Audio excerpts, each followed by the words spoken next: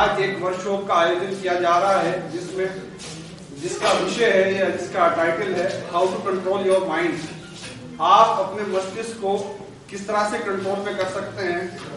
Being a student, ये हम सब के लिए जरूरी होता है कि आप जब कोई भी एग्जाम देने जाएं, चाहे वो आप एलएलबी का हो या कोई भी कॉम्पिटिटिव एग्जाम्स हो, तो उससे पहले हमारा माइंड जो है बहुत सारे उसमें विचार रहते हैं और विचलित रहता है कि क्या करना है क्या नहीं करना है। खासकर जब एलएलबी कंप्लीट हो जाता है तो उस टाइम माइंड में बहुत सारे विचार और बहुत सारी चीजें चल रही होती हैं कि उस टाइम हम अपने माइंड को कंट्रोल नहीं कर पाते।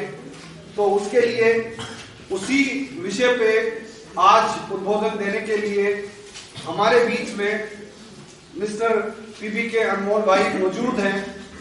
मैं सर्वप्रथम अपने प्राचार्य डॉक्टर सीताराम जी से रिक्वेस्ट करूंगा कि वो बुके दे के हमारे पीबी गेस्ट मिस्टर पीबी के अनमोल भाई को वेलकम करें।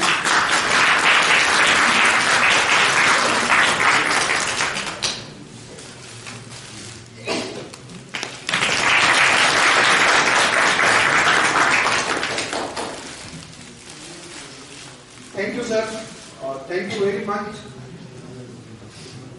इससे पहले मैं अपने गेस्ट को आप लोगों के बीच में बुलाऊं, थोड़ा सा जिस विश्वविद्यालय से ये जुड़े हुए हैं उसके बारे में आपको एक ब्रीफ परिचय देना चाहूंगा कि आध्यात्मिक विश्वविद्यालय एक ईश्वरीय परिवार है जिसका लक्ष्य है परमपिता परमात्मा शिव शंकर द्वारा दिए जा रहे ईश्वरीय ज्ञान और सहज राजयोग द्वारा वासुदेव कुटुंब की भावना से और नए विश्व सतयुग रूपी स्वर्ग की स्थापना करना और प्राय लोप हुए आदि सनातन देवी देवताओं धर्म की पुनः स्थापना करना।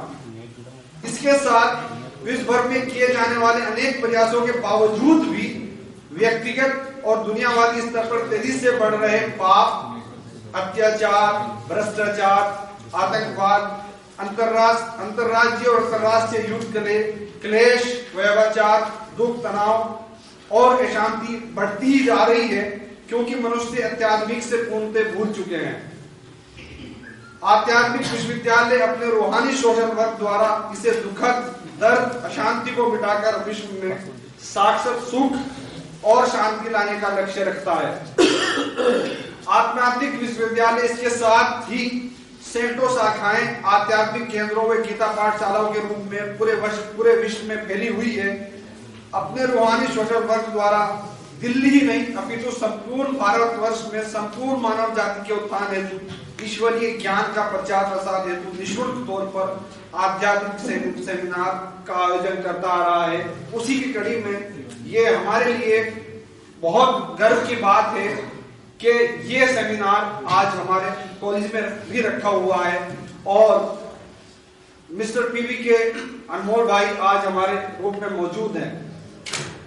मैं आप और अनमोल भाई के बीच में ज्यादा वक्त नहीं लेते हुए बस बताना चाहूंगा कि मिस्टर पीबी के अनमोल भाई पिछले 28 वर्षों से आध्यात्मिक विश्वविद्यालय के साथ सक्रिय सदस्य हैं। सन 2002 में मुंबई विश्वविद्यालय से इन्होंने मैकेनिकल इंजीनियरिंग में बीटेक की डिग्री ली और Indian law institute new Delhi से टैक्सेशन में 2008 में पोस्ट ग्रेजुएट किया। दिल्ली विश्वविद्यालय से एलएलबी डिग्री जो कि आप लोग कर रहे हैं 2011 में दिल्ली विश्वविद्यालय से ली। वर्तमान में अनमोल भाई सुप्रीम कोर्ट और हाई कोर्ट में एज ए प्रैक्टिसिंग लॉयर कार्य कर रहे हैं। पिछले 12 वर्षों से ये आध्यात्मिक विश्वविद्यालय को फ्री ऑफ कॉस्ट कानूनी और सलाहकार के तौर पे कार्य कर रहे हैं। Please give a big hand.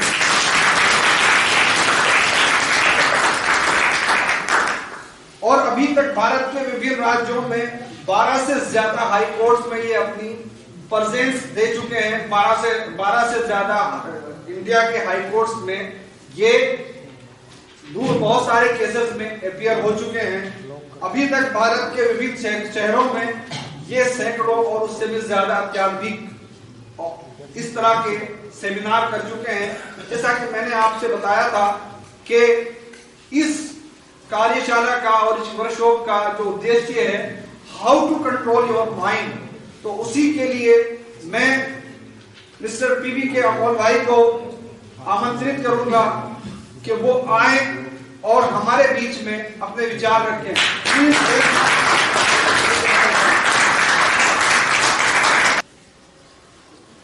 कपाल के बीच में यहाँ पे भ्रुकुटी में यहाँ पे हमें ध्यान लगाना है। जैसे आकाश में स्टार चमकता है, स्टार को हमने देखा है, वो स्टार को याद करना है आपको भ्रुकुटी के बीच में। मन को एकाग्र करना है। मन में कोई भी विचार आ रहे उसके पीछे भागना नहीं है।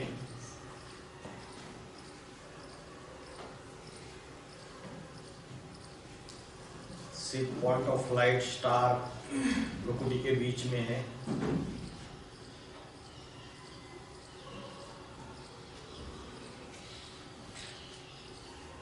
आंखें पूरी बंद नहीं करनी है।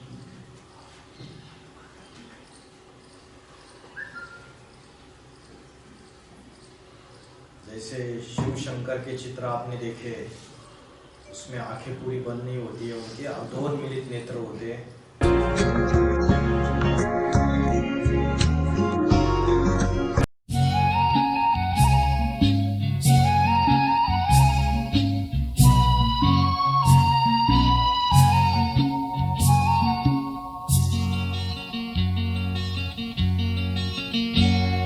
पवित्र मन रखो, पवित्र तन रखो, पवित्र मन रखो, पवित्र तन रखो। पवित्रता मनुष्यता की शान है। जो मन वचन कर्म से पवित्र है, वो चरित्रवान ही यहाँ महान है। पवित्र मन रखो, पवित्र तन रखो, पवित्रता मनुष्यता की शान है। जो मन वचन कर्म से पवित्र है, वो चरित्रवान ही यहाँ महान है।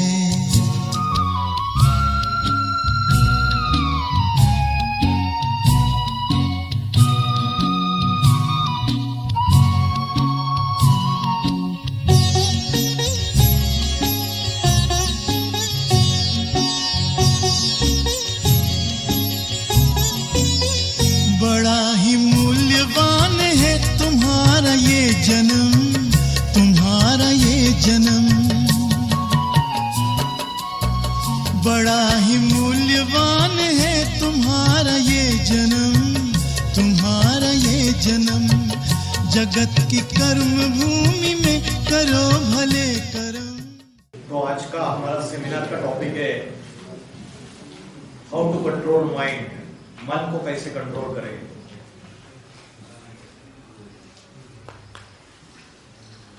शास्त्रों में बोला है मन के हारे हार है और मन के जीते जीत।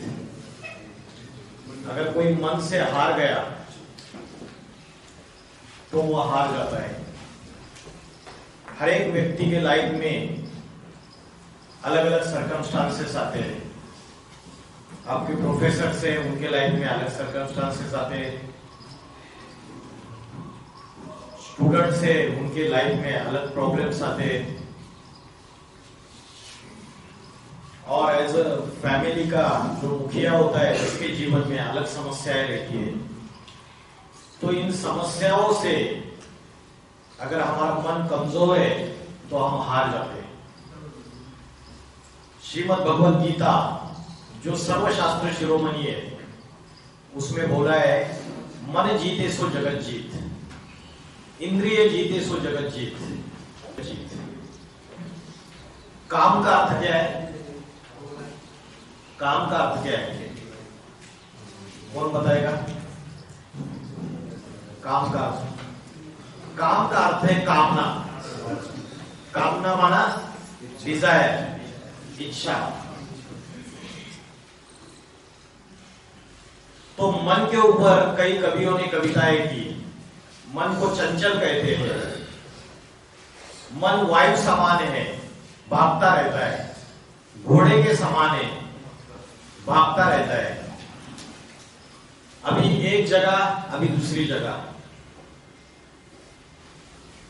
बच्चा अमेरिका चला गया है और मां को बच्चे की याद आ गई, तो मोबाइल का नेटवर्क तो लग नहीं रहा है, वीडियो कॉलिंग हो नहीं रही है, तो मां अपने बच्चे को याद करती है और बच्चे को वहां अमेरिका बैठे टचिंग हो जाती है।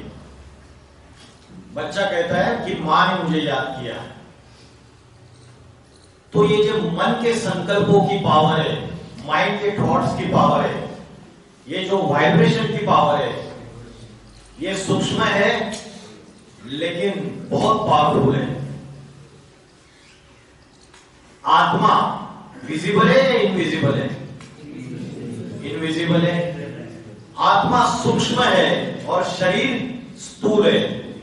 शरीर आंखों से देखा जा सकता है, वैसे ही मन ये सूक्ष्म शक्ति है।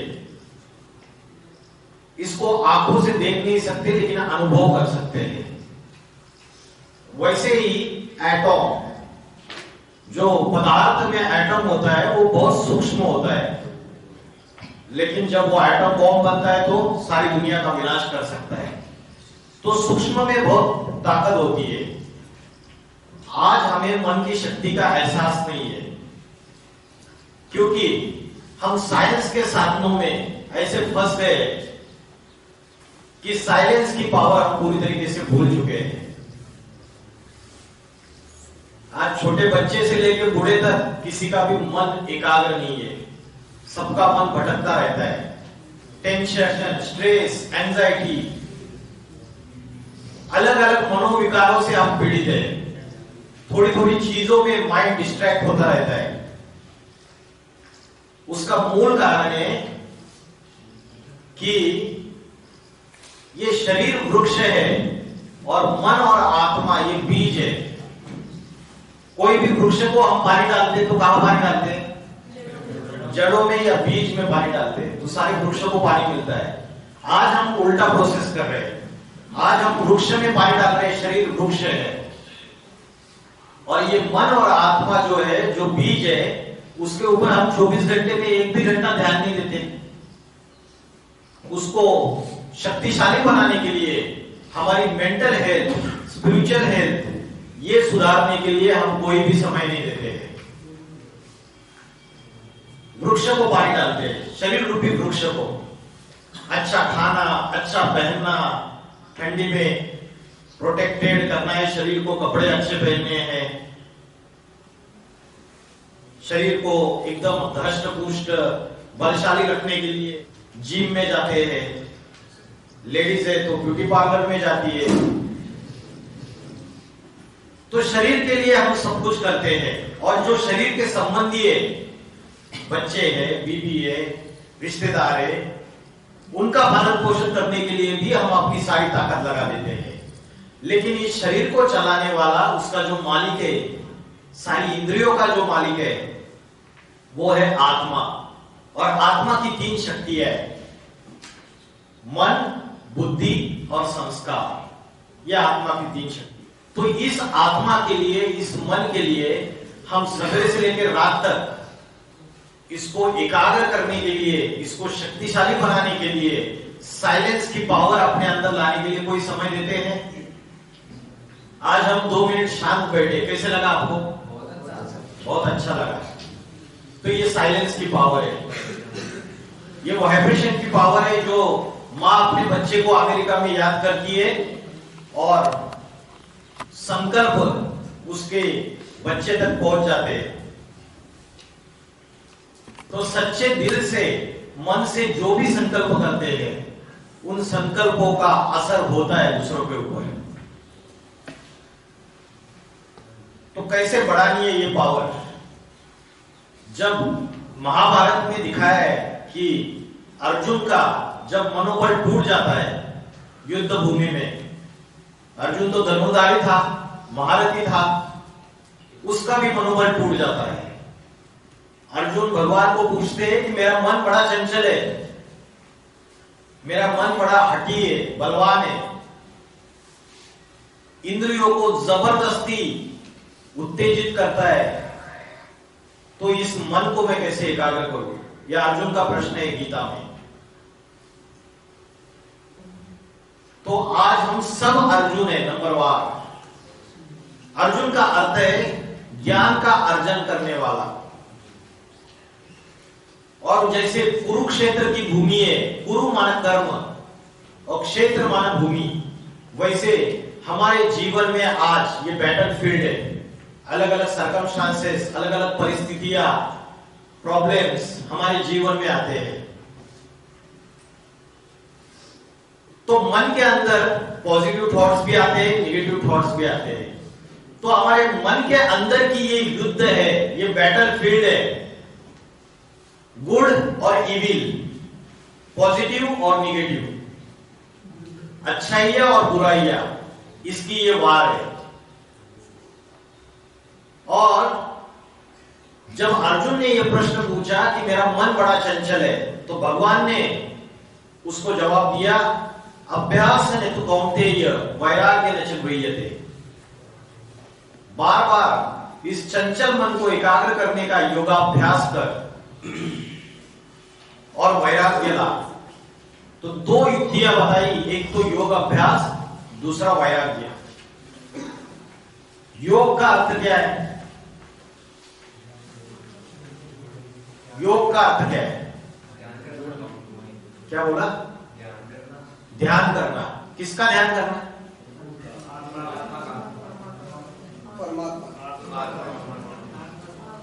आज कई लोग तो योगासन और प्राणायाम को ही योग समझ बैठे, जबकि योगासन और प्राणायाम तो सिर्फ शरीर को स्वस्थ रखने के लिए है। योग का असली अर्थ आप में से 2-3 लोगों ने बताया कि आत्मा का परमात्मा से जो कनेक्शन है वो योग है। मां ने अमेरिका में बैठे हुए बच्चे से जो लगाया वो भी योग है, बुद्धि योग। लेकिन बच्चा तो सेल्फिश है, कल जाके अमेरिका में कोई लड़की देखेगा, वही शादी कर लेगा, वही बच जाएगा, बूढ़े माँ बाप को पूछेगा ही नहीं। लेकिन जो परमात्मा है, जिसके लिए बोला है, वो निष्प्रुह है, निष्काम कर्म योगी है, वो सुप्रीम पावर है, जिसको हर धर्म वाले मानते हैं। मुस्लिम अल्लाह करके पुकारते, क्रिश्चियन लोग गॉड करके पुकारते, हिंदू लोग उसको शिव या ईश्वर करके पुकारते हैं। तो वो सुप्रीम पावर है, उससे जो आत्मा का कनेक्शन है वो योग है, वो असली योग की परिभाषा है। तो गीता में 2 सॉल्यूशंस दिए, योगाभ्यास कर, और दूसरा सॉल्यूशन दिया वैराग्य लाना। तो वैराग्य लाना मतलब क्या? सन्यासी के वस्त्र पहनने, संसार को छोड़कर, संसार में भोग विलास होते जो चीजें उनको छोड़ दें। तो फैमिली को भी छोड़ देना है,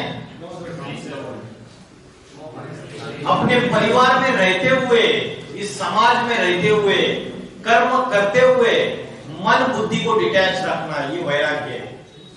और इसका बेस्ट एग्जांपल है शिव शंकर भोलेनाथ। शिव शंकर भोलेनाथ सन्यासी थे या गृहस्थी थे? उसके बावजूद उनके जितने चित्र, जितनी मूर्तियां आप देखेंगे, गहरी ध्यान के, गहरे योग के, डीप मेडिटेशन के स्टेज में बैठे हुए, अधोन्मिलित नेत्र है, और उनको बोलते हैं आदि योगी, योगेश्वर, योगीराज। जैसे कमल पुष्प होता है, कीचड़ में रहता है, लेकिन कीचड़ में रहने के बावजूद कीचड़ की एक बूंद भी पंखुड़ियों को स्पर्श नहीं कर पाती है। वैसे ये दुनिया कीचड़ की है, चारों तरफ पाप, व्यभिचार, भ्रष्टाचार, अत्याचार, गलत चीजें, निगेटिविटी फैली हुई है। निगेटिव वाइब्रेशन ज्यादा है आज दुनिया में या पॉजिटिव वाइब्रेशन ज्यादा है? और माइंड में निगेटिव थॉट्स सवेरे से लेकर रात तक ज्यादा आते हैं या पॉजिटिव थॉट ज्यादा आते हैं?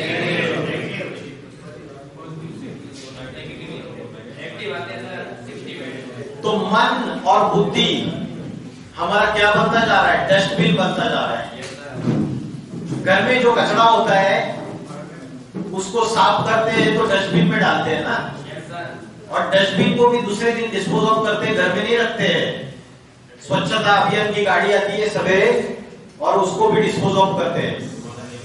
लेकिन जो मन के अंदर जो कचरा रोज जमा हो रहा है, आंखों से गलत देखते हैं, गांधी जी के 3 बंदर, कानों से गलत सुनते हैं, मुख से गलत वाचा बोलते हैं, तो ये जो कचरा जमा हो रहा है इसको साफ सफाई करते हो क्या?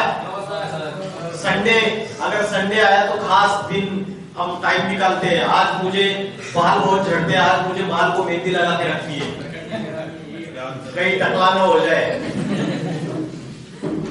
आज मुझे गाड़ी साफ सफाई करनी है पूरी, कार अच्छी दिखनी चाहिए, मेरी 2 व्हीलर अच्छी दिखनी चाहिए। संडे को खास समय देते हैं, मन के लिए समय देते हैं आप कि आज मुझे अपने खुद के लिए, स्व के लिए, श्रीमद् भगवत गीता में बोला है स्वाध्याय स्तप आर्जवम। स्वाध्याय माना स्व का अध्ययन और स्व माना आत्मा, आत्मा का अध्ययन, आत्मा का चिंतन। आज हम देह का चिंतन ज्यादा कर रहे हैं, शरीर का चिंतन ज्यादा कर रहे हैं। सवेरे से लेकर रात तक हमारी बुद्धि का झुकाव हमारे आत्मा के ऊपर, मन को एकाग्र करने के ऊपर रहता है, या इंद्रियों की जो जो अलग अलग इच्छा है वो पूरी करने के ऊपर होता है। भूख लगी तो पेट की तरफ ध्यान चला जाता है। तो जितनी भी इंद्रिया है, 5 ज्ञानेंद्रिया और 5 कर्मेंद्रिया, इसमें हमारी बुद्धि लगी हुई है। जो पुरुष है उसको स्त्री का देह याद आता है, और स्त्री को पुरुष का देह याद आता है, या तो अपना खुद का देह याद आता है। सच्चाई है नहीं? तो देह का चिंतन करती है, मन और बुद्धि देह का चिंतन करती है। देह जड़ है, स्थूल है, तो उससे मन और बुद्धि भी मोटी बन चुकी है। उसको सूक्ष्म बनाएंगे तो वो एकाग्र बनेगी। एकाग्र बनने से फायदा क्या होगा? आत्मा के अंदर जो ओरिजिनल क्वालिटीज है, सुख, शांति, पवित्रता, आनंद, ज्ञान, ये आत्मा के अंदर ही ओरिजिनल क्वालिटीज है। आज हम साधनों के पीछे भाग रहे हैं, हम व्यक्तियों के पीछे भाग रहे हैं, फ्रेंड सर्कल बना लेते हैं, रिश्तेदार, फैमिली मेंबर्स, पैसा, गाड़ी, बंगला। क्या सच्ची सुख शांति मिलती है? 100% सुख शांति मिलती है? एक इच्छा पूरी हो जाती है, फिर दूसरी इच्छा क्रिएट हो जाती है, दूसरी के बाद तीसरी। ये इच्छाओं के डिजायर जाल में हम पूरे जीवन भर फंसे रहते हैं।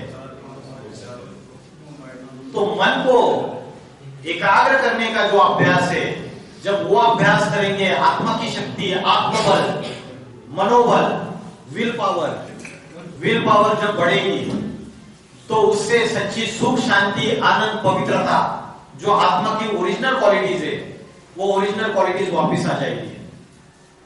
तो श्रीमद् भगवत गीता में भगवान ने अर्जुन को जो विद्या सिखाई, वो शस्त्रास्त्र चलाने की विद्या नहीं सिखाई, अध्यात्म विद्या सिखाई।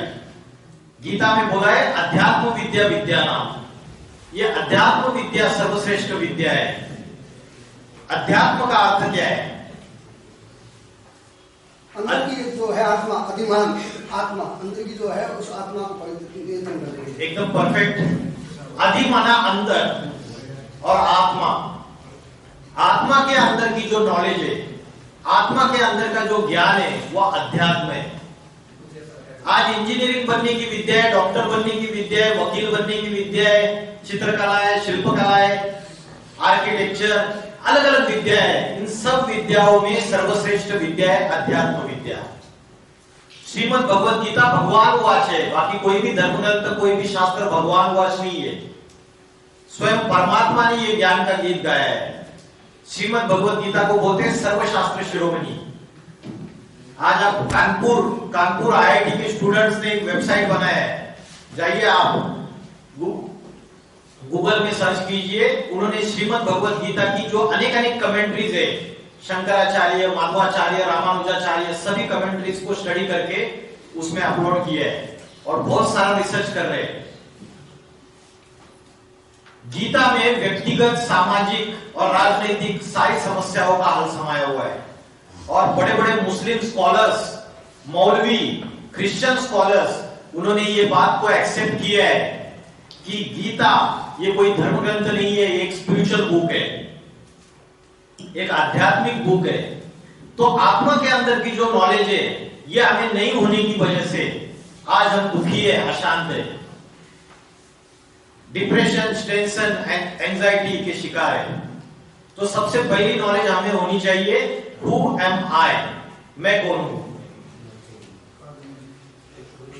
साइंस ने आज बड़े बड़े इन्वेंशंस किए, बहुत सारी डेवलपमेंट की, एरोप्लेन्स आ गए, हेलीकॉप्टर आ गए, आर्टिफिशियल इंटरनेट टेक्नोलॉजी आ गई, रोबोटिक्स टेक्नोलॉजी आ गई, लेकिन साइंस एक पहेली का हल नहीं ढूंढ पाया।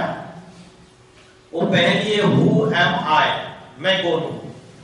मैं आपको प्रश्न पूछता हूं कि आप कौन है, क्या जवाब देंगे आप?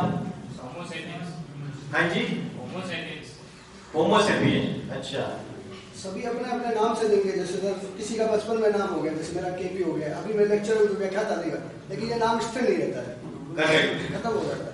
हाँ जी, बहुत अच्छा जवाब। कोई अपना नाम बताता है, कोई बताता है मैं अधिवक्ता हूँ, कोई बोलता है मैं प्रोफेसर हूँ, कोई बोलता है मैं डॉक्टर हूँ, कोई बोलता है मैं बंगाली हूँ, कोई बोलता है मैं राजपूत हूँ। कोई जाति के आधार से, कोई लिंग के आधार से, कोई धर्म के आधार से, कोई अपनी क्वालिफिकेशन के आधार से अपनी आइडेंटिटी बताता है। लेकिन क्या ये मेरी असली, शाश्वत और परमानेंट आइडेंटिटी है? मेरी परमानेंट आइडेंटिटी जो है वो जन्म से पहले भी थी और मृत्यु के बाद भी रहेगी। तो वो मेरी जो असली आइडेंटिटी है वो मैं भूल चुका हूं, और वो भूलने की वजह से आज सोल कॉन्शियसनेस जीरो और बॉडी कॉन्शियसनेस ज्यादा बढ़ गई है, और उसकी वजह से मैं दुखी हूं, अशांत हूं। तो मेरी असली आइडेंटिटी क्या है? हु एम आई, कौन हूं मैं?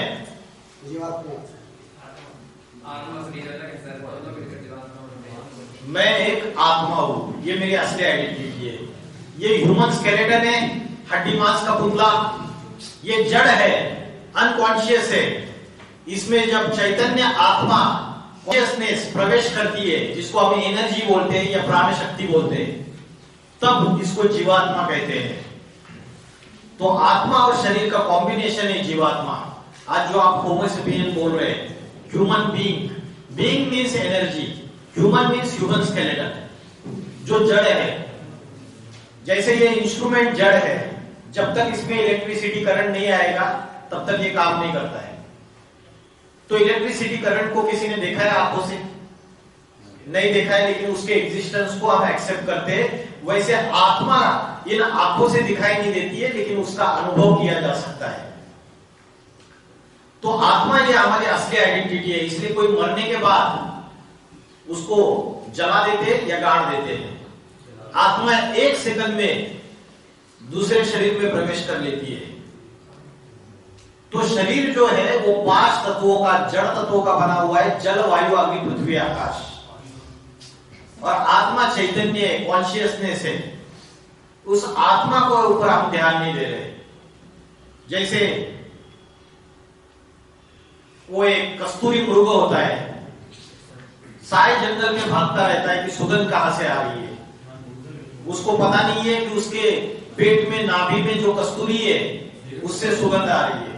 वैसे हमारा हाल है, सारी दुनिया में भाग रहे हैं कि सुख और शांति के लिए, आनंद के लिए, खुशी के लिए, एंटरटेनमेंट के अलग अलग साधन तैयार करते हैं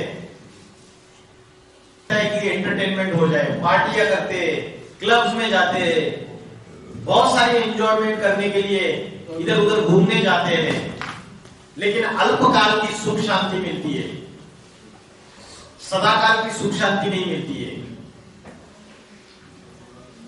तो ये जो कस्तूरी मृग है, वैसे मानव की हालत है आज की तारीख में, क्योंकि उसको पता नहीं है कि उसके अंदर ही सुख और शांति और आनंद समाया हुआ है। वो बाहर ढूंढ रहा है सारी दुनिया में।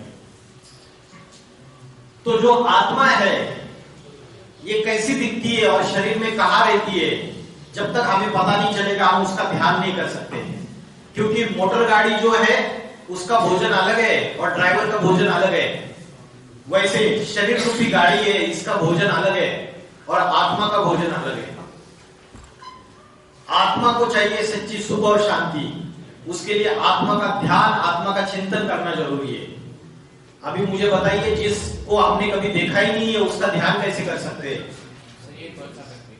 हाँ जी, शरीर को अच्छा करके, शरीर को अच्छा करके, उससे आत्मा का ध्यान कैसे करेंगे? सर ऐसा कहा जाता है कि स्वस्थ शरीर में एक स्वस्थ मन का निवास होता है। तो आज शरीर के ऊपर इतना ध्यान देते हैं, उसके बावजूद हम देखा कि कोई इतने बॉडी बिल्डर होते हैं, स्ट्रॉन्ग पर्सनालिटीज होते हैं, और हम देखते हैं कि उन्होंने सुसाइड कर लिया। तो मन बहुत कमजोर होता है कई बार। तो आत्मा का ध्यान करने के लिए आत्मा इस शरीर में कहाँ रहती है? नाक में रहती है, कान में रहती है, हृदय में रहती है, कहाँ रहती है आत्मा? के बीच में से। यहाँ पे आत्मा रहती है। सर ने जवाब दिया, भ्रुकुटी के बीच में। इसको कहते हैं उत्तमांग, कपाल के बीच में, यहाँ पे। इसका क्या प्रमाण है कि आत्मा यहाँ रहती है? श्रीमद् भगवत गीता में बोला है, भ्रूर मध्य प्राण आवेश सम्यका, भ्रुकुटी के मध्य में प्राण शक्ति स्थित है। इसलिए भारत की कन्या माताएं यहाँ पे बिंदी लगाती है और पुरुष टीका लगाते हैं, तिलक। द्वापर युग से ऋषि मुनियों को जब पता चला कि मनुष्य बॉडी कॉन्शियसनेस में जा रहा है, शरीर को ही सब कुछ समझ बैठा है, शरीर के इंद्रियों के भोगों को ही सब कुछ समझ बैठा है, तो उस समय ये बिंदी लगाने की परंपरा शुरुआत की, ताकि मनुष्य को ये भान रहे कि आत्मा यहां रहती है। लेकिन आज हम उसका आध्यात्मिक सीक्रेट, स्पिरिचुअल सीक्रेट भूल गए, ये परंपरा बन के रह गई। तो आत्मा भ्रुकुटी के बीच में रहती है। आत्मा का ध्यान कैसे करे, उसका स्वरूप क्या है? श्रीमद् भगवत गीता में बोला है, अनुरणीयाम समनुस्मरेत। ये अनु से भी अति सूक्ष्म है। तो कैसे ध्यान करें फिर? तो आकाश में जो स्टार चमकता है, उस स्टार को याद करो। स्टार को तो देखा है। तो जितना आप सूक्ष्म को याद करेंगे उतनी बुद्धि सूक्ष्म बनेगी, मन एकाग्र होगा। अभी हम सूक्ष्म को याद नहीं कर रहे। अभी मैंने बोला आपका जो घर है उसको याद कीजिए। घर में आपके जो बेडरूम है वहां पे एक अलमारी रखी हुई है। अलमारी में दूसरा जो उसका जो कंपार्टमेंट है उसके अंदर आपने एक डिब्बी में हीरा रखा हुआ है। आपको सारी चीजें याद आ जाएगी, गली याद आ जाएगी, रास्ता याद आ जाएगा, घर याद आ जाएगा, सब कुछ याद आ जाएगा। ये बुद्धि और मन स्थूल चीजों को याद करने की आदि है। व्यक्ति भी याद आ जाएंगे। आपके दादाजी, नानाजी, चाचा, मामा, काका, ताऊ सबको याद कर सकते हैं आप। लेकिन मैंने अगर आपको बोला 3 मिनट के लिए जैसे आकाश में स्टार चमकता है वैसा स्टार आप यहाँ पे याद कीजिए, आपका मन बार बार भटकेगा, आपको पॉसिबल नहीं होगा, क्योंकि सूक्ष्म को याद करना बहुत कठिन है। और जितना बुद्धि को सूक्ष्म बनाओगे, जितना मन को सूक्ष्म में टिकाओगे, उतना मन पावरफुल बनेगा, उतना मन शक्तिशाली बनेगा। आज मन और बुद्धि कमजोर होने का कारण क्या है? क्योंकि हमारी बुद्धि का जो कंसंट्रेशन है वो उत्तमांग में नहीं जा रहा है। कहां जा रहा है कंसंट्रेशन? नीचे के इंद्रियों में। यहां पे जा रहा है, यहां पे जा रहा है, यहां पे जा रहा है। नीचे की इंद्रियों में कंसंट्रेशन ज्यादा है। जहां से हम मल त्याग करते हैं और जहां से मूत्र त्याग करते हैं, उन इंद्रियों को, जिनको भ्रष्ट इंद्रिया बोला जाता है, वहां भी बुद्धि का कंसंट्रेशन जा रहा है। तो मन और बुद्धि का कंसंट्रेशन नीचे से हटके जब ऊपर उठेगा, यहां पे ऊर्ध्वगामी, इसको बोलते हैं शक्ति का ऊर्ध्वगामी, और शक्ति का अधःपतन मतलब नीचे चला जाना। जैसे शास्त्रों में बोलते हैं कि यहां पे कुंडलिनी शक्ति जागृत होती है। क्या है कुंडलिनी शक्ति? जो सेक्सुअल पावर होती है पुरुष और स्त्री के अंदर, जिससे उसके रजो और वीर्य की शक्ति आज क्या हो रही है? डिस्चार्ज हो रही है, नीचे की तरफ जा रही है। जब हम यहां पे ध्यान लगाएंगे उत्तमांग में, तो वो रजो और वीर्य की शक्ति अपलिफ्ट हो जाएगी, ऊर्ध्वगामी हो जाएगी, ऊपर चढ़ेगी। आज किसी का सुंदर चेहरा रहता है, चेहरे पे तेज रहता है, ओज रहता है, वाणी में सामर्थ्य रहता है, तो उसके पीछे क्या कारण है? उसके पीछे उसकी रजो और वीर्य की शक्ति है। ये जो पावर है, इसको अगर हम कंट्रोल में रखें, इंद्रियों को संयमित रखें और यहां उसको एकाग्र करें, मन और बुद्धि को यहां पे कॉन्सेंट्रेट करें, तो आप करके देखिए 90 डेज। सवेरे उठ जाइए प्रातः समय, जिसको ब्रह्म मुहूर्त का समय बोला जाता है। मन को एकाग्र करने के लिए, मनोबल बढ़ाने के लिए और आत्मिक शक्ति बढ़ाने के लिए सबसे अच्छा समय कौन सा है? ब्रह्म मुहूर्त, प्रातः 2 बजे से लेकर पौने 5 बजे तक का समय है। लेकिन आज क्या कर रहे हैं हम? रात को 2 बजे सो जाते हैं, वीडियो गेम, गंदे गंदे वेब सीरीज, है ना। मन को जो फीड करेंगे, जैसे छोटा बच्चा होता है उसको जो फीड करते हैं, अच्छी खुराक देंगे, अच्छा फीडिंग करेंगे, वैसे वो हट्टा कट्टा अच्छा उसका शरीर हो जाएगा। वैसे माइंड को हम जो फीड करते हैं, क्या फीड करते हैं? आप जो बुक्स में पढ़ते हो, आप जो म्यूजिक सुनते हो, आप जो मूवीज देखते हो, आप जिन लोगों के संगत में बैठते हो, जिनसे बात करते हो, वही आपकी माइंड की फीडिंग है। और जो फीडिंग है हो वैसे ही आप बनते हो। सही है गलत है? तो मन को जो फीडिंग देनी है उसके ऊपर बहुत ध्यान रखना है कि हम क्या फीडिंग दे रहे हैं उसको।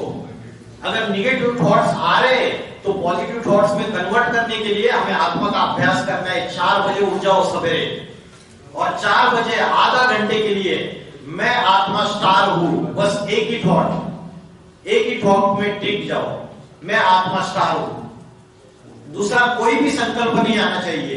मन में दूसरे विचार आएंगे, उसके पीछे मत भागो।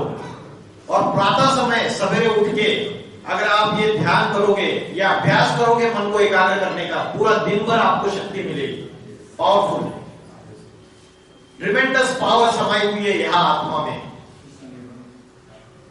तो मन का अभ्यास करने के लिए प्रातः समय सबसे अच्छा समय है। दिन में भी हर 1 घंटे में अलार्म क्लॉक, मोबाइल का अलार्म क्लॉक सेट करके आप बार बार क्लास में बैठे हुए भी 5 मिनट आंखें खुली रख के आप मन को एकाग्र करने का अभ्यास कर सकते हैं। मैं आत्मा स्टार हूं, बस मन के अंदर बोलना है स्टार हूं, बाहर से नहीं बोलना है। वाचा से भी सूक्ष्म मन है, मन को एकाग्र करना है। हम जब जाप जापते हैं, जब भक्ति करते हैं भगवान की, राम नाम जापते हैं, हरे कृष्ण राधे राधे, तो जाप जो जाप रहे हैं उसके बावजूद उस व्यक्ति का मन भटक रहा होता है या नहीं भटकता है? भटकता है, क्योंकि वाचा से भी सूक्ष्म मन है। Speech is silver and thoughts in the mind is the gold. जितना सूक्ष्म को एकाग्र करने की कोशिश करोगे उतना आध्यात्मिक उन्नति होगी, उतनी स्पिरिचुअल पावर बढ़ेगी। तो मन को एकाग्र करने का अभ्यास कीजिए। रात को सोते समय भी 15 मिनट अभ्यास कीजिए। और जितना भी कचरा जमा हुआ है, जितना भी निगेटिव थॉट्स आज दिन भर चले, वेस्ट थॉट्स चले हैं, पर चिंतन किया है। पर चिंतन पतन की जड़, स्वचिंतन उन्नति की सीढ़ी। तो जो भी आया है उसको रात को सोते समय अपनी सीक्रेट डायरी में लिख दो,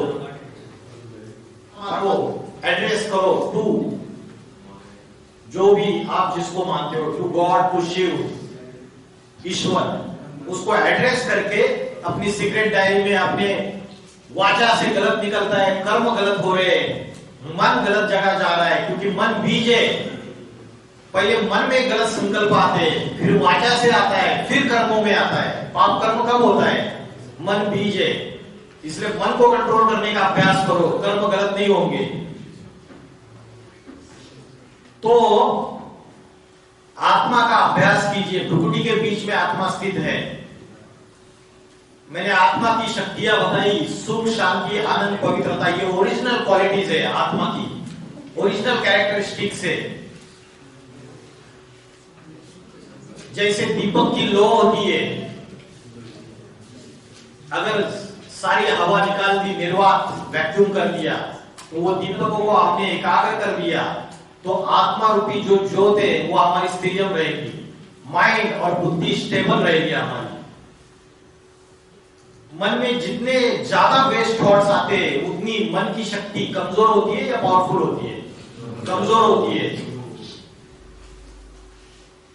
शास्त्रों में बोला है, कठोपनिषद नामक शास्त्र में, आत्मा नाम रथिनम विद्धि शरीरम रथमेव च। आत्मा क्या है? रथी है। रथी माना सवारी। शरीरम रथमेव च, शरीर रथ है, गाड़ी। बुद्धि तुम सारथी विद्धि, बुद्धि सारथी है, चारियोटिया, ड्राइवर। मन प्रग्रह में वच, मन लगा। इंद्रियानी हयानाहु, और इंद्रिया घोड़े हैं। तो ये इंद्रिया रूपी घोड़े आज क्या हो रहे? भाग रहे। कंट्रोल में है क्या?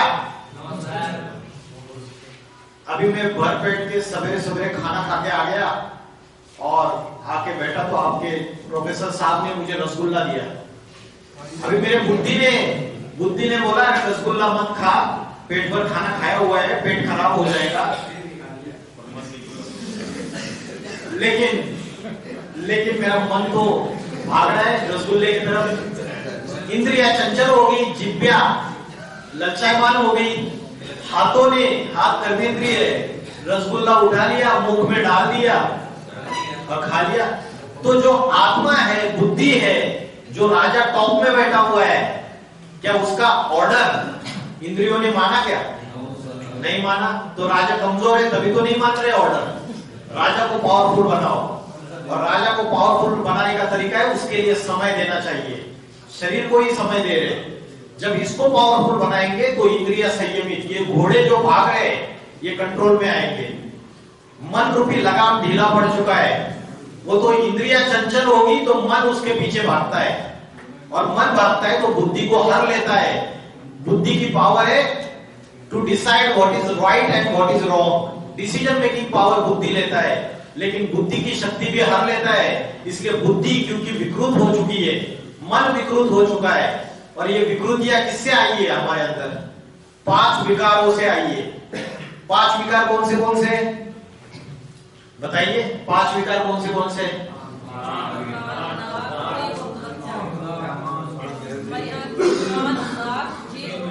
विकार जिन्होंने मन और बुद्धि को ग्रसित कर लिया है।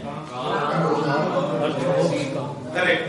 काम, क्रोध, लोभ, मोह, अहंकार, ईर्ष्या, मोह, अहंकार। काम का अर्थ बताया मैंने। काम का अर्थ सर ने एकदम परफेक्ट आंसर दिया, वासना, विषय वासना, लस्ट। काम का अर्थ है कामना। कामना माना इच्छा, डिजायर, और उसमें जो सबसे स्ट्रॉन्गेस्ट डिजायर है that is sexual desire, lust. ये मुखिया है काम विकार, और इससे ही क्रोध विकार जन्म लेता है। जिसकी इच्छा पूरी नहीं होती है वो उसके आंखें लाल पीली करके क्रोध करना चालू कर देता है।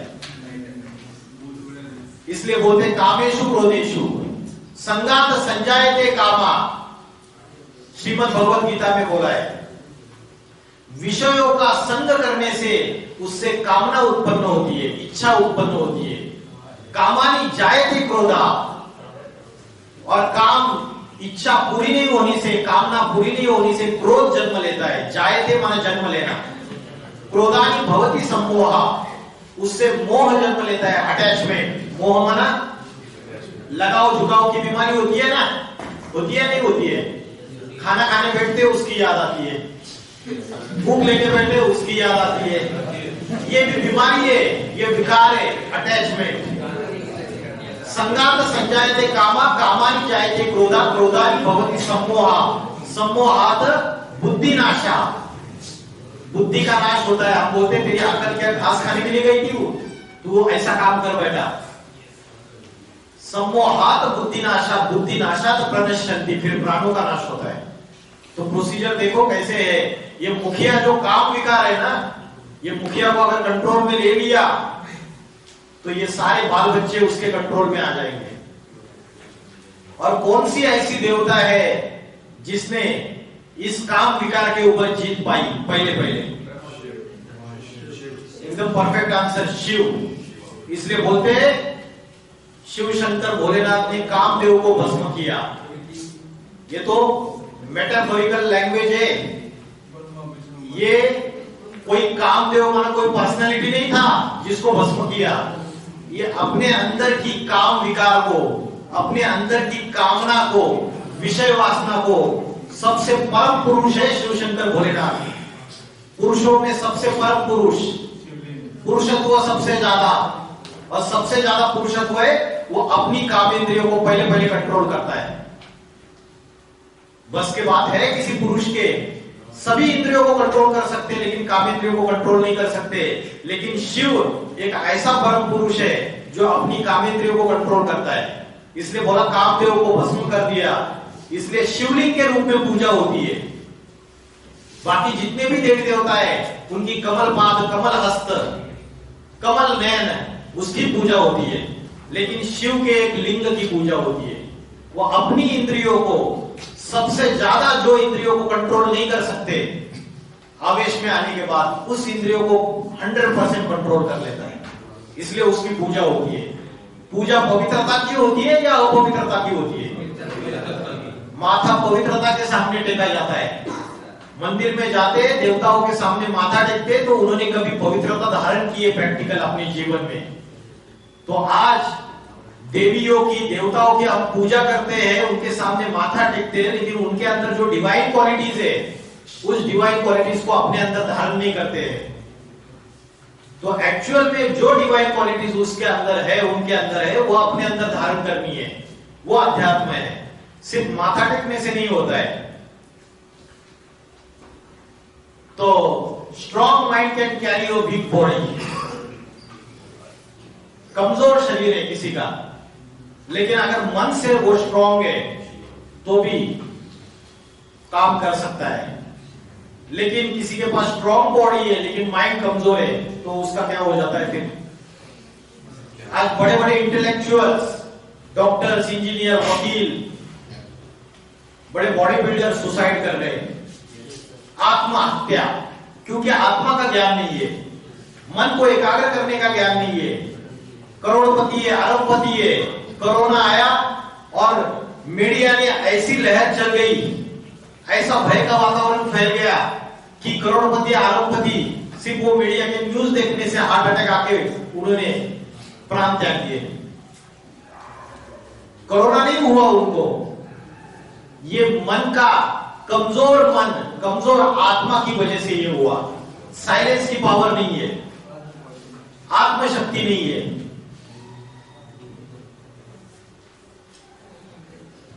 लॉ ऑफ अट्रैक्शन सुना है आपने? क्या होता है law of attraction? Opposite charge attract each other. हाँ जी, किसी भी चीज को जब आप अट्रैक्ट करना स्टार्ट कर देते हैं, things start happening in life, events practical आप एक्सपीरियंस करते हैं। जैसे आपका मन जो सोचता है और जो थॉट्स आपके कंसिस्टेंटली होते हैं, कंसिस्टेंटली मतलब लगातार। मैंने बोला 90 डेज सवेरे 4 बजे उठ के मैंने जो प्रैक्टिस बताया वो करके देखिए, आपको उसका फायदा मिलना चालू हो जाएगा। तो जो कंसिस्टेंट थॉट्स आप करते हैं वो प्रैक्टिकल रियलिटी में आप एक्सपीरियंस करते हो। तो ये लॉ ऑफ अट्रैक्शन है। What you think you become, what you feel you attract, what you imagine you create. तो हम अच्छे संकल्प करेंगे, पावरफुल संकल्प करेंगे, श्रेष्ठ संकल्प करेंगे, पॉजिटिव संकल्प करेंगे तो पॉजिटिव ही होगा। लेकिन हम अगर गलत वाइब्रेशन फैलाएंगे तो हमारे आजू बाजू में भी ऐसे ही वाइब्रेशन फैलेंगे। हम खुश हैं, हमारे अंदर प्रसन्नता है, आनंद है, तो वैसे ही वाइब्रेशन हम संसार में फैलाएंगे। तो ये आत्मा की शक्ति है कि जैसा संकल्प हम करते हैं वैसी सृष्टि तैयार करते हैं। मन को कंट्रोल करने से, उसकी शक्ति हासिल करने से, शास्त्रों में बोला है मुकम करोति व्याचाल पंगुर लांघयति गिरिम। जो डम है, जो बोल नहीं सकता है, वो भी वाचा चलाना शुरुआत कर देगा। और जो लंगड़ा है वो भी बड़ा से बड़ा एवरेस्ट, माउंट एवरेस्ट भी पार कर देगा, क्रॉस कर देगा उसको। क्योंकि विल पावर अगर स्ट्रॉन्ग है तो हम न करने योग्य असंभव कार्यों को भी संभव बना सकते हैं। गीता में बोला है उद्धरेद आत्मानम न आत्मानम अवसादयेत, आत्मेव आत्मना बंधु आत्मेव रिपुरात्मा। मतलब आत्मा ही हमारा बंधु है और आत्मा ही हमारा शत्रु है। वो मित्र और शत्रु वो स्वयं है। कभी कभी हम बोलते कि अरे वो फलाना फलाना या फलानी फलानी मेरे तरफ बार बार देख रही है, और हम डाउन होते रहते हैं। मन का वहम है बोला इन्होंने। तो मन की कमजोरी हमारी रहती है। सामने वाला कुछ नहीं देख रहा है, वो तो नॉर्मली देख रहा है। हमारा माइंड कमजोर रहता है, हमारा मन इतना कमजोर रहता है कि हमें लगता है कि है ना, सब मेरे प्रति निगेटिव चीजें ही मेरे सामने आ रही है, सब कुछ निगेटिव है। हम निगेटिव है, निगेटिविटी हमारे अंदर है। मैं जब इंजीनियरिंग मैंने कंप्लीट की, मुझे आईएएस ऑफिसर बनना था, यूपीएससी की एग्जाम की प्रिपरेशन कर रहा था। मैं उस समय एट द एज ऑफ 21-22 मैं ये सोचता था कि मैं समाज से भ्रष्टाचार मिटाऊंगा आईएएस ऑफिसर बनके, मेरी सोच थी। जब मैं अध्यात्म में आया तो मुझे पता चला भ्रष्टाचार मेरे अंदर है, बाहर की दुनिया में नहीं। भ्रष्टाचार का अर्थ है भ्रष्ट इंद्रियों का आचरण। तो मेरे मन के अंदर भी भ्रष्टाचार है, मेरा मन भी पोल्यूट हो चुका है। पहले मुझे उसको सुधार करना है, पहले स्व का सुधार, फिर पर का सुधार। तो हम दुनिया को सुधारने जाते हैं, पहले अपने आप को हमें चेंज करना पड़ेगा। निगेटिविटी, गंदगी, सारी चीज मेरे अंदर है। मैं जब अपने आप को स्ट्रॉन्ग करूंगा तो मेरा माइंड वो चीज को एहसास नहीं करेगा। गोवा में गया था मैं मेरे फ्रेंड के साथ इंजीनियरिंग के समय, तो मैंने देखा, मैंने तो मेरी वो बीच पे लेके गया, फॉरेनर्स थे। अभी फॉरेनर्स कैसे होते हैं आपको पता है बीच पे। तो मैं ऐसे अपनी नजर झुका के खड़ा हो गया। मेरा दोस्त बोलता है अरे हम बचपन से यहाँ आते हैं, हमें तो कुछ नहीं लगता है। तो कमजोरी मेरे अंदर थी, ये मेरी माइंड की कमजोरी है। जब मन में पावरफुल बनाऊंगा, मेरी आत्मा की शक्ति पावरफुल बनाऊंगा, तो कैसी भी चीजें मेरे सामने आ जाए, मेरी इंद्रिया, मेरी ज्ञानेंद्रिया, मेरी कर्मेंद्रिया सारी कंट्रोल में रहनी चाहिए। तो अपनी कमजोरी को हम दूसरों के ऊपर थोपते हैं। तो गीता में बोला आत्मा स्वयं ही अपना शत्रु है और आत्मा स्वयं ही अपना मित्र है। श्रीमद् भगवद गीता में बोला इंद्रिया बड़ी प्रबल है, और इंद्रियों से प्रबल है मन, मन से प्रबल है बुद्धि, और बुद्धि से भी प्रबल है बुद्धिमानों का बुद्धि परमात्मा। तो अगर बुद्धि को पावरफुल बनाना है तो हमें बुद्धि का योग उस परमात्मा से, सुप्रीम पावर से जोड़ना होगा, उससे कनेक्शन जोड़ना होगा। मैंने आपको यहाँ कॉन्सेंट्रेट करने के लिए बताया, लेकिन उसके साथ साथ हमें उससे भी कनेक्शन जोड़ना है। तब हमारे आत्मा के अंदर की ये जो 3 खामियां हैं ये निकल जाएगी। श्रीमद् भगवद गीता में बोला है कि काम, क्रोध और लोभ ये तीनों नरक के द्वार खोलने वाले हैं। त्रिविधस्य नरकस्य इदं द्वारम नाशनम आत्मना काम क्रोधस तथा लोभस तस्मात् एतत् त्रयं त्यजेत। ये तीनों नरक के द्वार खोलने वाले, काम, क्रोध, लोभ, इन तीनों को त्याग देना चाहिए।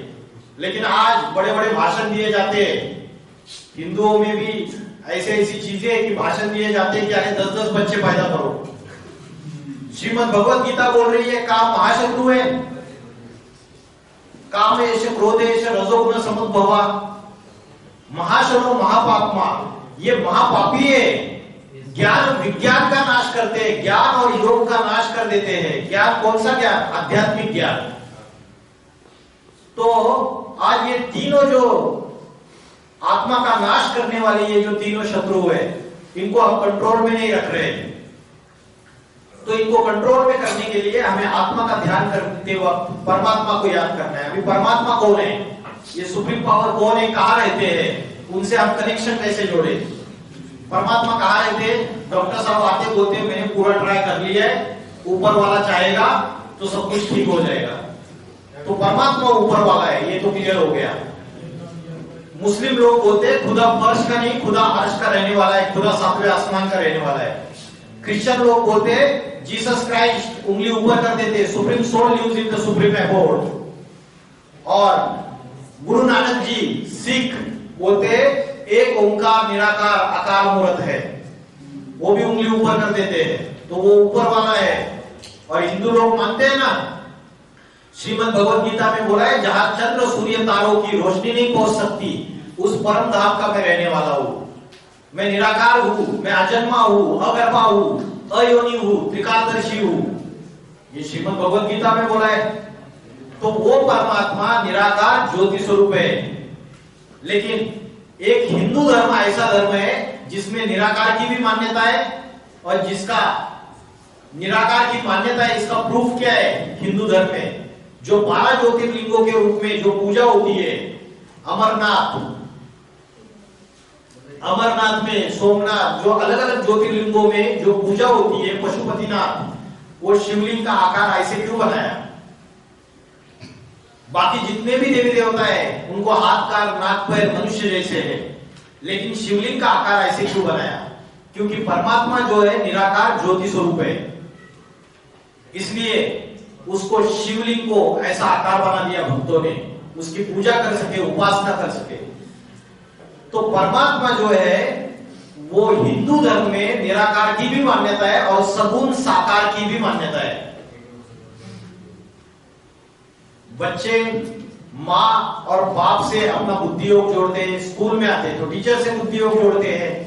वैसे परमात्मा जब तक प्रैक्टिकल में इस सृष्टि पे अवतरित नहीं होंगे तब तक हम उनसे जो पावर है, उनके अंदर की जो डिवाइन क्वालिटीज है वो अपने अंदर नहीं ले सकते। बाकी धर्म तो मानते ही नहीं है कि भगवान कभी प्रैक्टिकल में भी आता है इस सृष्टि पे, लेकिन सनातन धर्म में ये मान्यता है वो प्रैक्टिकल अवतार लेता है किसी साधारण मनुष्य तन में। गीता में बोला है अवजानन्ति मां मूढ़ा मानुषी तनुमाश्रितम। मुझे साधारण मनुष्य शरीर में आए हुए भगवान को मूर्ख बुद्धि लोग पहचान नहीं पाते। क्यों? क्योंकि कलयुग के भौतिक सुखों में उलझे हुए रहते हैं। एक है मटेरियल दुनिया, मटेरियल लाइफ, मटेरियलिज्म, और एक है स्पिरिचुअलिज्म, अध्यात्म और भौतिक। आज हम जो ज्ञान ले रहे हैं वो भौतिक ज्ञान है, इंजीनियर, डॉक्टर, वकील बनने की विद्या। आज कोई भी स्कूल, कॉलेज, यूनिवर्सिटी आज अध्यात्म ज्ञान नहीं सिखा रही है, मन को एकाग्र करने का अभ्यास नहीं सिखाती है, और उसकी वजह से आज सारा डिस्टर्बेंसेस है, हम दुखी है। तो परमात्मा जो पावर है वो निराकार भी है और वो प्रैक्टिकल भी आती है, और आने का समय बताया गीता में जब धर्म की ग्लानि होती है और अधर्म का बोलबाला होता है, जब सारी दुनिया में हिंसा, आतंकवाद, पाप, भ्रष्टाचार, अत्याचार, दुख, अशांति अति में बढ़ जाती है, तो ऐसे समय में इस सृष्टि पे अवतरित होता हूं और आध्यात्मिक ज्ञान देता हूं। इसके लिए एक चित्र में दिखाया कि शिव शंकर भोलेनाथ को सप्तर्षियों को पढ़ाई पढ़ा रहे। गुरु ब्रह्मा, गुरु विष्णु, गुरु देवो महेश्वरो। तो कभी तो प्रैक्टिकल में वो सदगुरु बन के इस सृष्टि पे अवतरित होते हैं, और सदगुरु बन के, गुरु बन के, परम शिक्षक बन के प्रैक्टिकल राज विद्या, राजगुह्यम, ये नॉलेज, राजयोग की नॉलेज मनुष्य को देते हैं। तो वो समय कौन सा है? अभी कौन सा युग चल रहा है? अभी कलयुग नहीं चल रहा है, अभी चल रहा है घोर पापी कलयुग, अति चल रही है। और ऐसे समय ईश्वर का अवतरण होना बहुत जरूरी है, क्योंकि आज कोई नेता, अभिनेता, क्रिकेटर, आपका फुटबॉल प्लेयर इस सृष्टि का सेलिब्रिटी, कोई इस सृष्टि का परिवर्तन नहीं कर सकता। इस पापी कलयुगी सृष्टि को पावन दुनिया में परिवर्तित नहीं कर सकता। ये कार्य स्वयं ईश्वर के सिवाय कोई नहीं कर सकता। आज आप इंटरनेट पे, सोशल मीडिया पे जाते हो, अरेबियन कंट्रीज में जो अभी लड़ाई चल रही है पैलेस्टाइन और इस्राइल के बीच में, आप देखिए बहुत सारे इस्लामिक स्कॉलर्स है, मौलवी है, वो ये बात बोल रहे हैं कि कुरान के अनुसार ये कयामत का समय है, और क्रिश्चियन रिलीजियस स्कॉलर्स बोल रहे हैं कि बाइबल के अनुसार जीसस क्राइस्ट फिर से आ चुका है। वो बोलते हैं जेहोवा, गॉड जेहोवा, एहोवा, ऐसे नाम देते हैं। वो बोलते हैं उनके अनुसार ये मास डिस्ट्रक्शन का समय है। और भविष्य मालिका करके भारत में एक भविष्य मालिका करके एक है, उनके अनुसार 2027-28 के बाद का समय बहुत विकट समय होगा सारी दुनिया में। बड़े बड़े भविष्यकार है, नॉस्ट्राडेमस, नाम सुना है? नॉस्ट्राडेमस कीरो, कीट, एंडरसन, जूलबर्ग, गोपीनाथ शास्त्री, काल्की पुराण, उन्होंने ये भविष्यवाणी की है कि 21वीं शताब्दी में उत्तर भारत में एक महापुरुष का अवतार होगा, वो योगियों का योगी होगा, वो ऐसी आध्यात्मिक क्रांति लाएगा, आत्मा परमात्मा के ऐसे गहरे रहस्य खोलेगा और ऐसा आध्यात्मिक संगठन तैयार करेगा कि बड़ी बड़ी महासत्ताएं America, Europe, Australia, New Zealand, China, Russia उसके सामने नतमस्तक हो जाएंगे। हिटलर आया, मुसोलिनी आया, अलेक्जेंडर आए, आपका सद्दाम हुसैन आया, इन्होंने शस्त्रास्त्रों के आधार पर दुनिया को जीतने की कोशिश की, लेकिन क्या दुनिया को जीत पाए? जब परमात्मा आता है तो योग बल के, साइलेंस के पावर से सारी दुनिया के ऊपर जीत पाता है। ये योग बल की पावर है, ये मन को एकाग्र करने की पावर है, ये साइलेंस की पावर है।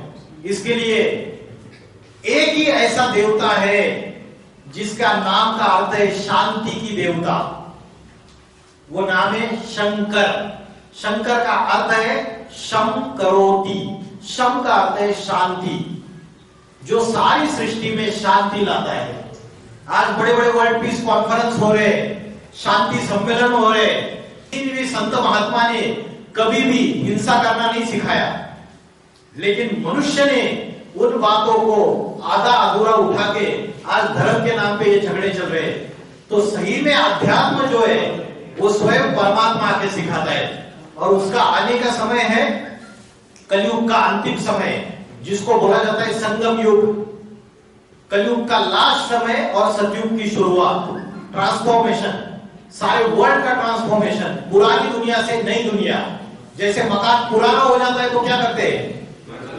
मकान को तोड़ देते हैं, नया मकान बना के तैयार कर देते हैं। मकान का मालिक डायरेक्टली पुराना मकान नहीं तोड़ता है, पहले अपने बीवी बाल बच्चों को शिफ्ट कर देता है सेफली, और उसके बाद पुराना मकान तोड़ देता है। तो अभी ये वर्तमान में सृष्टि का ट्रांसफॉर्मेशन का समय आ चुका है, और ऐसे समय परमात्मा शिव अति साधारण मनुष्य शरीर में इस सृष्टि पे अवतरित हो चुके और राजयोग की शिक्षा पढ़ा रहे। राजयोग की शिक्षा क्या है? ये 4 स्तंभों पे आधारित है। ये व्यक्ति आत्मा का ध्यान कर रहा है प्रातः समय जल्दी उठ के, और परमात्मा से अपना कनेक्शन जोड़ रहा है। परमात्मा को यथार्थ रूप में हम तभी पहचान सकते हैं जब वो किसी साकार साधारण शरीर में प्रवेश करे और उसके द्वारा ज्ञान दे, तभी हम उससे बुद्धि का कनेक्शन जोड़ सकते हैं। तो 4 स्तंभों के ऊपर ये राजयोग की शिक्षा आधारित है। पहला है ब्रह्मचर्य। ब्रह्मचर्य माना ब्रह्मा का आचरण, और ब्रह्मा क्या है? परम ब्रह्म, ये हाईएस्ट कॉन्शियसनेस है, सबसे जबरदस्त पावरफुल ऊंची कॉन्शियसनेस है। इससे अपने बुद्धि को कनेक्ट करना, यह है ब्रह्मचर्य। ब्रह्मचर्य का और एक अर्थ है ब्रह्मा का आचरण, वाचा में भी पवित्रता, मन के संकल्पों में भी पवित्रता और कर्मों में भी पवित्रता, यह है ब्रह्मचर्य। दूसरा है शुद्ध अन्न, as a food so the mind. जैसे खाओगे अन्न वैसे बनेगा मन, जैसे पियोगे पानी वैसे होगी वाणी। अन्न का मन से कनेक्शन है। और तीसरा है दैवी गुण, डिवाइन क्वालिटीज, अहिंसा, सत्य, क्रोध न करना, शांति धारण करना, संयम धारण करना, रहम दिल बनना, ये अच्छे क्वालिटीज अपने जीवन में धारण करना, ये दैवी गुण। और चौथा है सत्संग, सत्य का संग करना। सत्यम शिवम सुंदरम बोला है, गॉड इज ट्रूथ बोला है, ट्रूथ इज गॉड बोला है। तो उस एक हाईएस्ट सुप्रीम पावर का संग करना बुद्धि से। तो ये राजयोग की शिक्षा स्वयं परमात्मा आके कलयुग के ब्रह्मा के द्वारा स्थापना, नई दुनिया की स्थापना। शंकर को बोला है विनाशकारी देवता, संहार करता, सारी सृष्टि का विनाश कर देता है, महाकाल।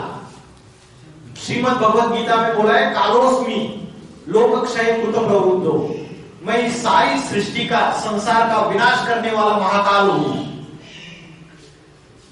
तो कोई मकान का मालिक है, वो खुद का ही मकान तोड़ रहा है। क्यों तोड़ रहा है? क्योंकि संसार का कल्याण समाया हुआ है उसमें।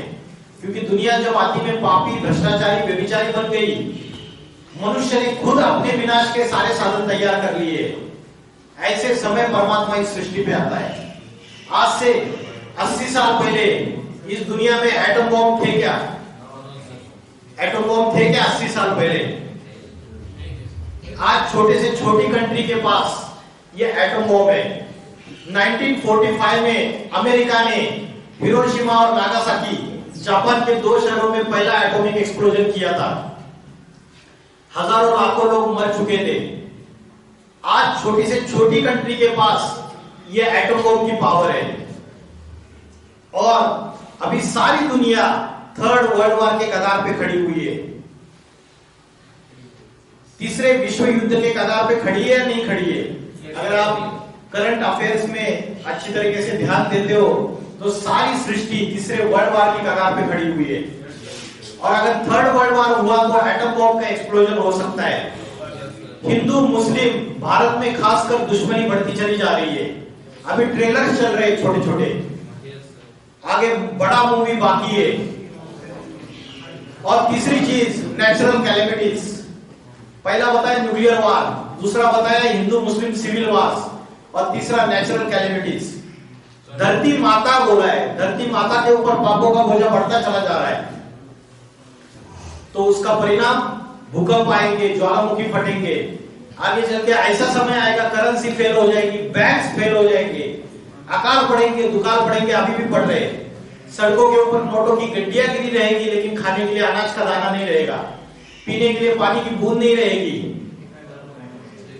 आज जमीन के अंदर वाटर की लेवल कम होती जा रही है, एनवायरमेंटल डिग्रेडेशन है, ओजोन का लेयर डिप्लेट हो रहा है, उससे अल्ट्रावायलेट रेज सूर्य के डायरेक्टली आएंगे तो टेम्परेचर और बढ़ेगा।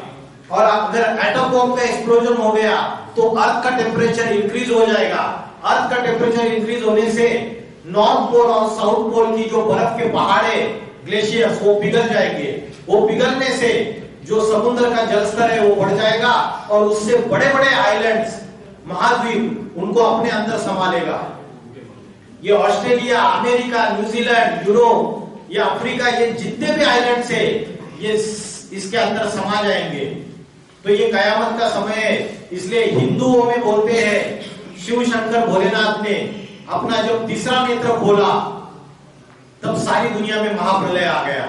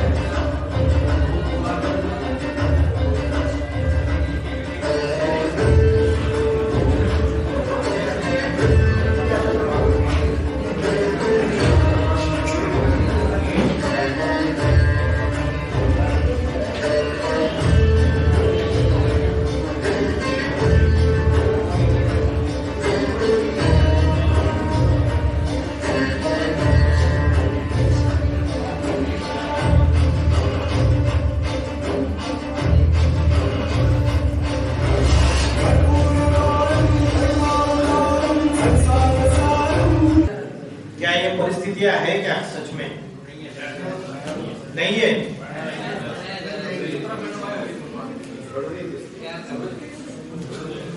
तो जैसे वेंटिलेटर पे किसी को लास्ट जब समय रहता है वेंटिलेटर पे बिठाया जाता है, वैसे ये कलयुग जो है वो अपनी अंतिम सांसें गिन रहा है और जो भारतवासी है वो कुंभकर्ण की निद्रा में सोए हुए हैं, क्योंकि उनको पता ही नहीं है कि परमात्मा स्वयं इस सृष्टि पे अवतरित हो चुके हैं और एक परमात्मा के द्वारा इस सृष्टि का परिवर्तन निश्चित है, जिसके लिए गीता में बोला है जगत विपरिवर्तते। विपरिवर्तते बोला है गीता में, एक श्लोक आया है। विपरिवर्तते माना विपरीत दिशा में मैं इस पापी कलयुगी सृष्टि को पावन सतयुगी सृष्टि में परिवर्तन करता हूं, रिवर्स डायरेक्शन में। तो गीता में बोला है मेरी अध्यक्षता में मयाध्यक्षेन प्रकृति सूयते सचराचरम हेतु नानेन कौन्ते ये जगत विपरिवर्तते। मेरी अध्यक्षता में परिवर्तन करता हूं। कोई एक्टर, फिलोसोफर, कोई भी पॉलिटिकल लीडर इस सृष्टि को परिवर्तित नहीं कर सकता। वो प्लान कर सकते हैं कि 2047 तक हम बड़े बड़े स्मार्ट सिटीज बनाएंगे, हम भारत को डेवलप कंट्री बनाएंगे, और प्लान कर सकते हैं हम हाइड्रोजन पे गाड़ियां चलाएंगे, बड़े बड़े मॉल्स तैयार करेंगे और 5 स्टार होटल्स तैयार करेंगे। लेकिन परमात्मा आके सिर्फ एक ही ऐसा साधारण धर्म में आके योग बल के आधार से, साइलेंस की पावर के आधार से इस सृष्टि को परिवर्तित करते हैं। और जो नई दुनिया आएगी, उस नई दुनिया में एक धर्म, एक राज्य, एक जाति, एक भाषा और एक संविधान होगा और सुख और शांति का राज्य होगा। तो इतना बोल के मैं रुकता हूं। ओम नमः शिवाय।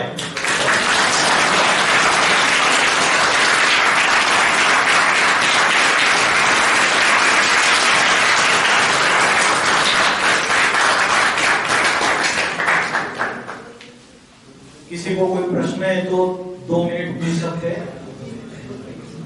कोई भी क्वेश्चन है? हाँ जी बोलिए।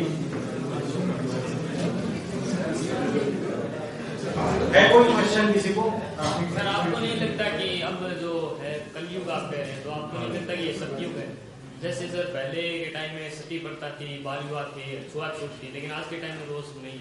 आज के टाइम में अगर कहीं पर भूकंप आता है, जैसे तुर्की में भूकंप आया तो इंडिया मदद भेजता है, लेकिन पहले के टाइम में तो ऐसा नहीं था। एक कौम दूसरी कौम को मारना चाहती थी। तो पहले के टाइम से अब टाइम तो बहुत अच्छा है सर। आपने बोला सती प्रथा बंद हो गई, बाल विवाह बंद हो गया। आज भी मुस्लिम्स में 13 साल 14 साल की कन्याओं के विवाह होते हैं। बहुत सारी जाति है राजस्थान के अंदर आज कन्याओं की, छोटी छोटी कन्याओं के विवाह होते हैं। और जजेस, इवन इंडियन कॉन्स्टिट्यूशन के अनुसार 18 इयर्स को एडल्ट एज माना जाता है, एडल्ट माना जाता है। उसके बावजूद जजेस नहीं दे पाते फैसला, क्योंकि उनके ट्रेडिशन से, कस्टम से, भारत में अलग अलग प्रकार के कस्टम से इवन मुस्लिम्स के फैसला नहीं दे पाते। शादी कर दी है तो उसको वैलिड करार दे देते हैं, कुछ नहीं होता है। तो आपको लग रहा है कि अभी बाल विवाह बंद हो गया, तो ये बात तो 100% मैं एक्सेप्ट नहीं करता हूँ। दूसरी चीज, सती प्रथा आप बोल रहे हो, पहले से तो कम है। सती प्रथा बंद हो गई, बात वो नहीं है। इसकी वजह से आप बोलेंगे सतयुग आ गया। अरे दुनिया और नीचे गिरती गई। आज बड़े बड़े आपने 5 स्टार होटल बनाए, साइंस की डेवलपमेंट की, तो आपको लग रहा है दुनिया आसमान छू गई। उन 5 स्टार होटल में क्या गंदगी चलती है, वो पॉलिटिकल लीडर्स बोलना नहीं चाहिए क्या होता है। वो प्रैक्टिकल तो बहुत अलग है ना। दुनिया में नैतिकता नीचे गिरती जा रही है। कैरेक्टर, एजुकेशन आ गया। मैकॉले ने जो एजुकेशन लाया उसकी वजह से हम आज लॉ की पढ़ाई पढ़ रहे हैं, इंजीनियरिंग की पढ़ाई पढ़ रहे हैं। लॉर्ड मैकॉले का नाम सुना रहेगा। उसने बोला इनकी जो गुरुकुल शिक्षा पद्धति है, इस गुरुकुल शिक्षा पद्धति को उसकी जगह अपनी ये जो अंग्रेज की शिक्षा पद्धति है डाल दो, बराबर ये हमारे अधीन हो जाएगा पूरा का पूरा देश। और ये शिक्षा पद्धति आई। हमारे गुरुकुल शिक्षा पद्धति में सिर्फ अर्निंग, पेट में कैसे खाना खाना है और कैसे अर्निंग की विद्या नहीं सिखाई जाती थी। हमारी विद्या पेट भरने के लिए सीमित नहीं थी। हमारी विद्या कैरेक्टर कैसे डेवलप करना है ये भी सिखाती थी, जीवन जीने की कला सिखाती थी, संस्कार देती थी बच्चों में। आज क्या है, माँ बाप इतना मेहनत करके, खून पसीने की अपनी कमाई इकट्ठा करके बच्चे को पढ़ाते हैं, बड़ा करते हैं। वो विदेश जाता है, वहां सेटल हो जाता है, बूढ़े माँ बाप को देखता भी नहीं है, उनको बोलते हैं ओल्ड एज होम में डाल दो उनको। तो ये संस्कारों की, चारित्र्य की, नैतिकता का तो अधोपतन हो रहा है ना दुनिया में। हम कैसे इसको सतयुग बोल सकते हैं? आज न्यूज़पेपर खोलते हैं और हम लोग न्यूज चैनल खोलते हैं तो 3-3 महीने की, 2-2 महीने की छोटी छोटी बच्चियों के ऊपर बलात्कार हो रहे हैं। जानवर से भी बदतर बुद्धि हो चुकी है मनुष्य की। मनुष्य सबसे बुद्धिमान प्राणी है। मनुष्य बुद्धि का फैसला ले सकता है कि क्या राइट है क्या रॉन्ग है।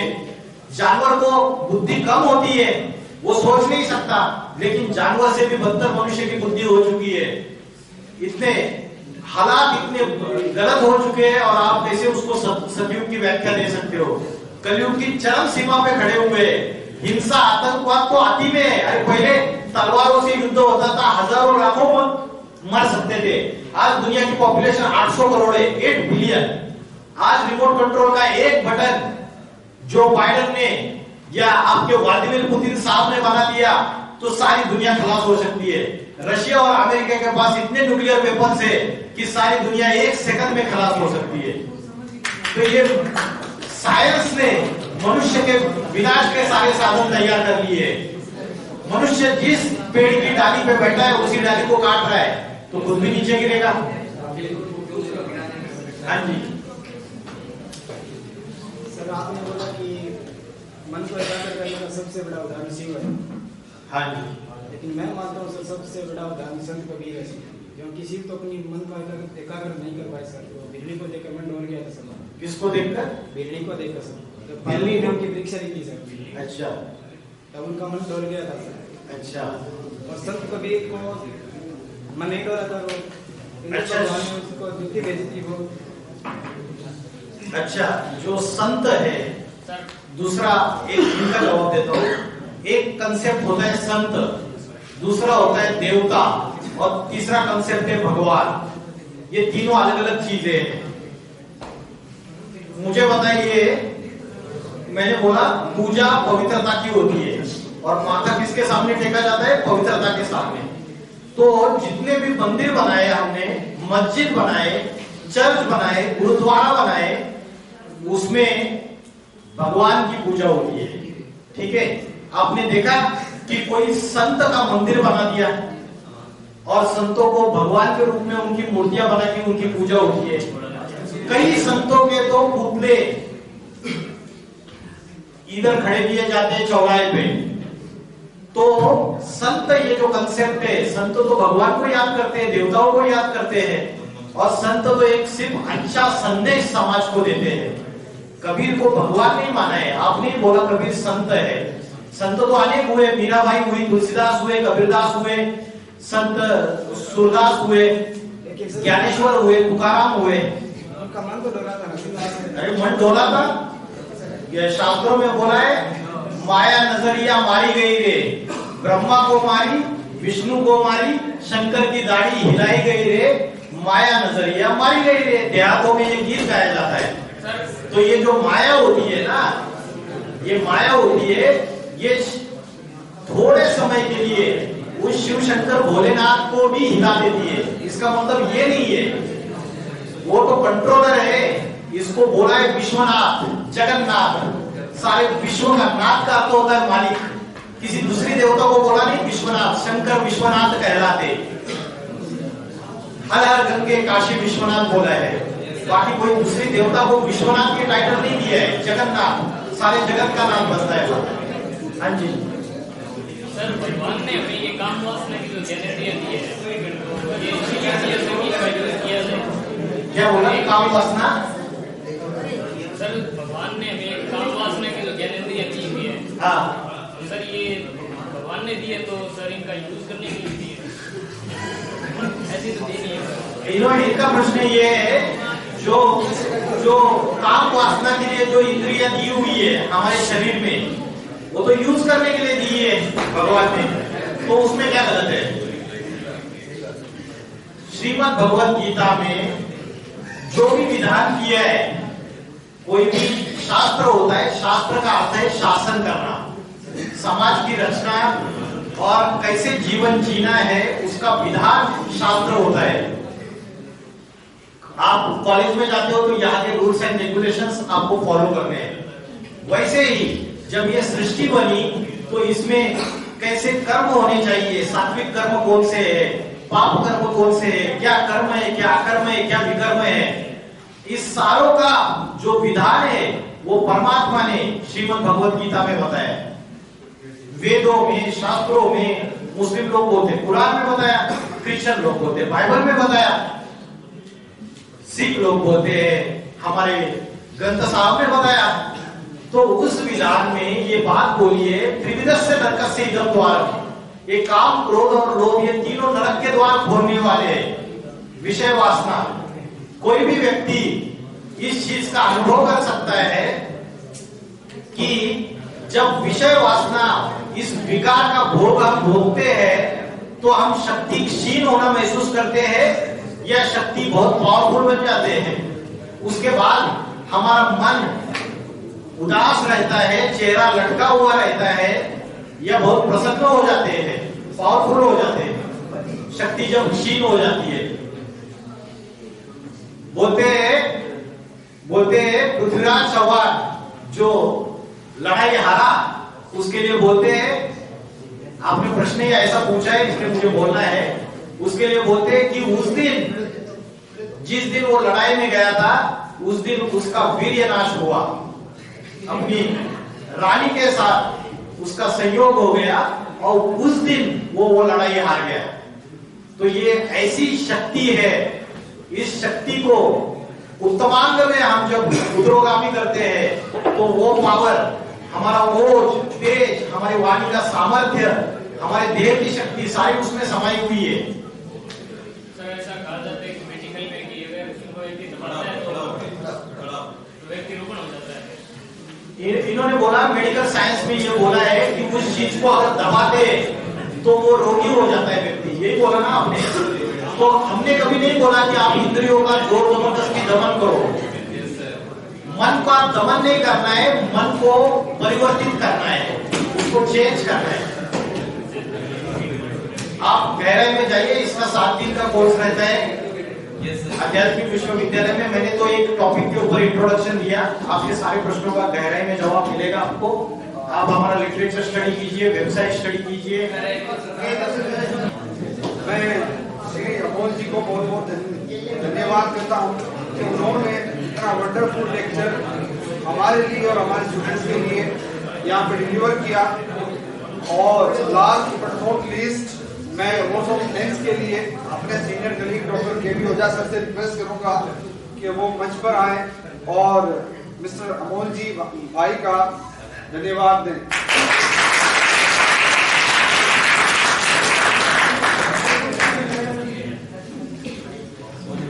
मेरा वंदन सर्वप्रथम तो बाहर से पधारे हुए अतिथिगण और मुख्य वक्ता के रूप में हाईकोर्ट और सुप्रीम कोर्ट के एडवोकेट भाई अमोल जी, जिनके कारण से ही आज निश्चित रूप से हम विधि का ज्ञान लेते हैं। हमेशा काफी लंबे समय से मूड कोर्ट क्लासेस वगैरह चल रही थी। मैं प्राचार्य महोदय की तरफ से वोट ऑफ थैंक्स देने के लिए उपस्थित हुआ हूं। तो निश्चित रूप से यह जो विषय है कि आत्मा को कैसे नियंत्रित करें, एक जटिल विषय है। अक्सर मैं ही पेशो पेश में होता हूं, क्या खाना है, कहां जाना है, किसके साथ रहना है। सर ने जल्दी घर जाने के लिए कह दिया, मन खुश हो गया। सर ने 1 घंटे के लिए रोक लिया, मन दुखी हो गया। तो निश्चित रूप से जो मन रूपी इंद्रिय है, इसको कंट्रोल करना एक मुश्किल विषय है। और मुश्किल वहां जब परिवार में रहते हुए और परिवार के संबंधों का निर्वाह करते हुए वैराग्य और आध्यात्मिक को जोड़ना बड़ा ही मुश्किल कार्य है। सर निश्चित रूप से आशीर्वाद स्वरूप सर ने जो आज वचन गए हैं, काम, क्रोध, लोभ और मोह, शायद सर मैं भी इसे छूता नहीं हूं, प्रयास करता हूं इनसे दूर रहने का, लेकिन बड़ा ही मुश्किल होता है। तो निश्चित रूप से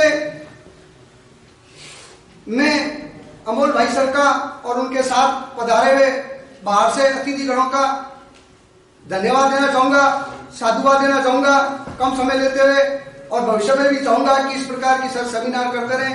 थैंक यू सर।